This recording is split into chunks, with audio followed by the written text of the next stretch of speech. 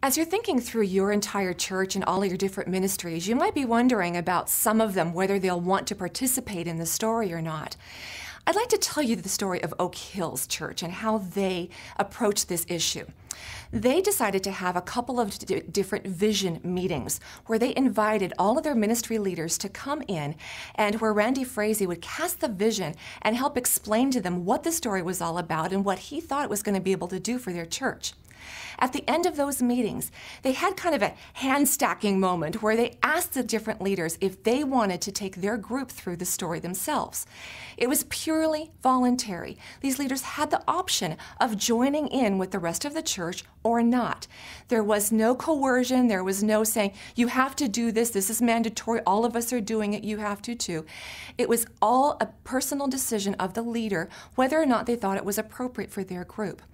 In some adult ministries, it might not be appropriate for that group to suspend what they're already doing. For instance, in a support group, they might want to continue with what they're doing in their group and not go through the story curriculum. The reason that this is okay in the adult ministries is because they have other ways of being involved in the story throughout the week. So if their group isn't going through the story, they can engage with the story in the morning worship services or in their personal devotions or in a discussion group that they might be a part of. So there are other options for the adults, and you don't have to make it mandatory. But I want to consider for a minute the youth and the children's areas, because I think that this is a great opportunity, a once-in-a-lifetime opportunity for your church to offer something for entire families to do together for an entire ministry year. What other time in a family's life will the parents, the teenagers, and the younger children be able to together be experiencing the same spiritual journey along the same pathway for every week, week after week? There is something about this dynamic that will never be able to be repeated.